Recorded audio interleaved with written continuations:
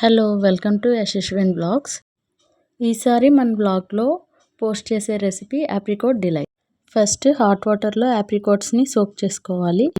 ఇప్పుడు ఆప్రికాట్స్ని షుగర్ వేసి దగ్గర పడేంత వరకు కూడా బాయిల్ చేసుకోవాలి. ఇప్పుడు మిల్క్ని వేడి చేసుకోవాలి. ఇప్పుడు సపరేట్గా మిల్క్ తీసుకొని అందులో కస్టర్డ్ పౌడర్ వేసి బాగా మిక్స్ చేసుకోవాలి. 3 స్పూన్స్ కస్టర్డ్ పౌడర్ సరిపోతుంది. ఇప్పుడు మనం బాయిల్ అయిన మిల్క్లోని ఈ కస్టర్డ్ మిక్స్ వేసి బాగా బ్లెండ్ చేసుకోవాలి. కస్టర్డ్ మరీ థిక్గా అవ్వకూడదు. ఆప్రికాట్స్ కూడా సాఫ్ట్గా అయిపోయాయి. జ్యూసీగా ఇలా సాఫ్ట్గా ఉంటే చాలు.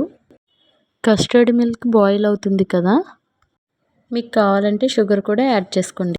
ఇప్పుడు ఫ్రెష్ క్రీమ్ తీసుకొని మిల్క్ మేడ్ యాడ్ చేయండి.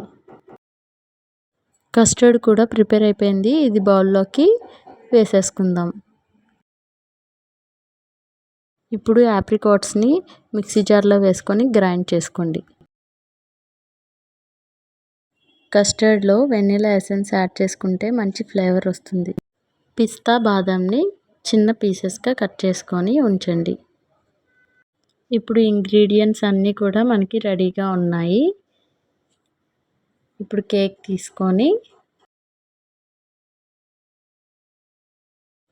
ఇలాంటి ఒక రెక్టాంగిల్ టిన్లో ఫస్ట్ ఆప్రికాట్ అప్లై చేసుకొని తర్వాత కేక్ని కూడా అన్ని స్లైసెస్ మంచిగా పెట్టుకొని దానిపైన ఆప్రికాట్ మళ్ళీ ఇంకో లేయర్ వేసి మిల్క్ మేడ్ క్రీమ్ కూడా వేసుకోవాలి.